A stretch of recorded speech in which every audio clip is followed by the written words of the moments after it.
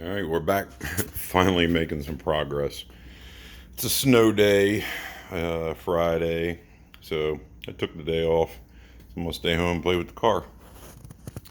So I would love to make how-to videos and show the process of putting this stuff back together, but I don't know if I can do it. Um, it's just ridiculous. Like trying to figure out. So this car is in 88 and this dashboard is out of a 92. Well, everybody says the dashboard's fit, no problem. What no one told me was that the frame that the dashboard bolts to is different.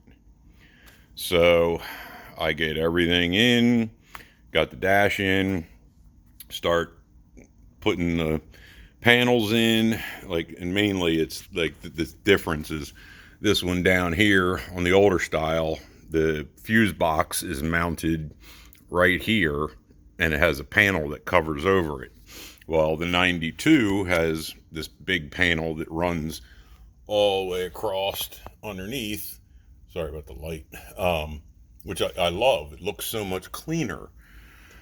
Well, of course, you go to put the panel on, there's no holes underneath it to connect to, so I got to drill holes, tap holes, because I want everything bolted up. I don't want none of it, I don't want no rattling. I want everything tight and smooth, and I want this car to feel like a newer car. But so for that, then so I ordered the 417 Fox YouTube guy faceplate for the to put a double din in here, which I think what it does is, so it relocates the HVAC controls from up top down the bottom, so you can actually reach your double din, which is a good idea. What he did, which I guess it was a request maybe from a lot of people, was to make this plate where there's no screws in it. So I had a hell of a time getting this freaking radio lined up. So, I would go to put it in, it's either too high, too low. Like this piece gets velcroed on so you can pop it off. But I've got it in. It took me forever. I've been out here for hours doing this, just moving it and keep drilling new holes in the brackets and everything. But I finally got it in. Of course, now I got to do some touch-up paint on my console, just because of my anger issues. But it's in. I don't even need the Velcro. I got it fitting in there so perfect. I mean, it fits nice and tight all the way around. I mean, I'll probably put it in, but still, I don't need it. So let's see what the car looks like with the ignition on and with some lights and stuff. Oh, this is so hard to do, especially with no seat in the car. So I switched everything over to LED.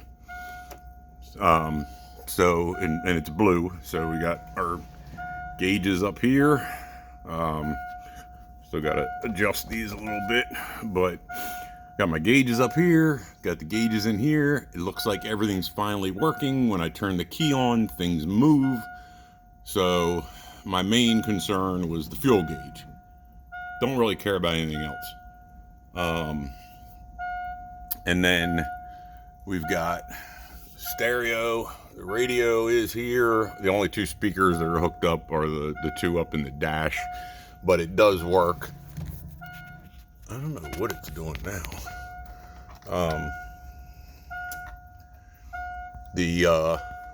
I've got blue lights and the fans, or all that stuff. Let's see. That's working. I just gotta go when I hook up the thing out, because this car didn't have the heat hooked up or the AC or anything. So I got the heater box in, So we got nice blue LEDs everywhere. Still got a bunch of work to do in the back of the car, but the hard part is over. I got the center console piece from LMR that's got the cup holders in it. I was planning on refurbishing the armrest that goes here, but I think I'm just going to do the delete plate. I think it's just going to be a lot nicer looking.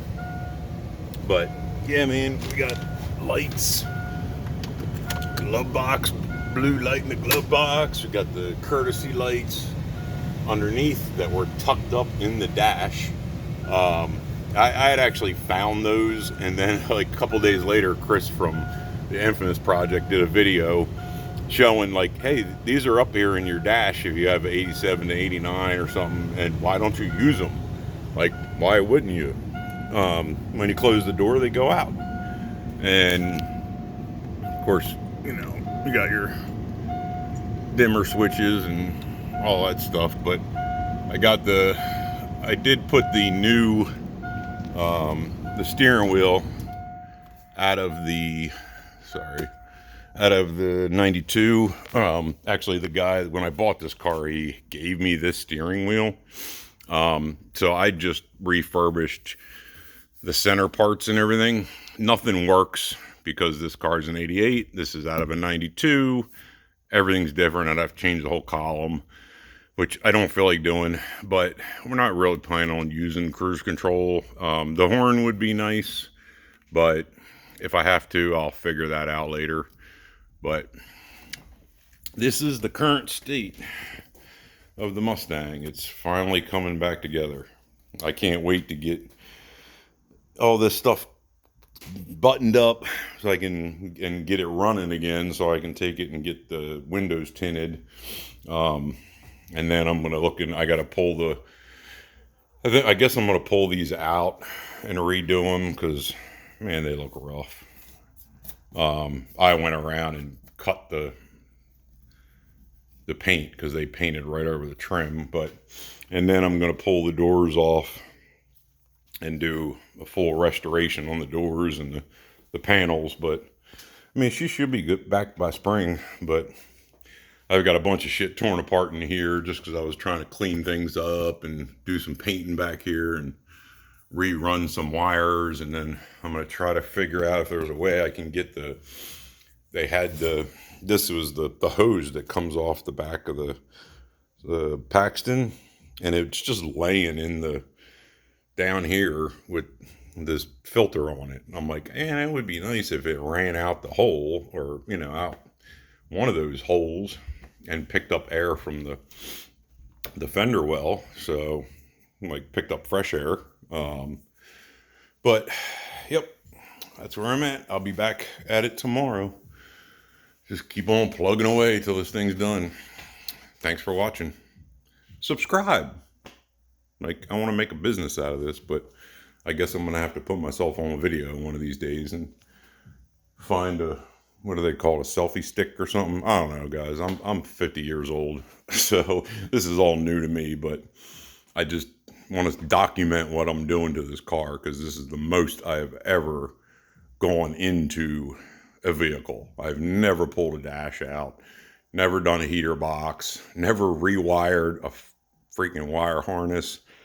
This is just way not above my ability, because I'm doing it and everything works. So I must be doing something right, but way above what I've ever done before. And I want to thank, people like Chris from the Infamous Project and Gary from Castle Customs, Neo Mustangs, like all them guys. Anybody that's doing videos on how to restore these cars, you guys have made my life so much easier, and I just want to say thank you. So thanks for watching.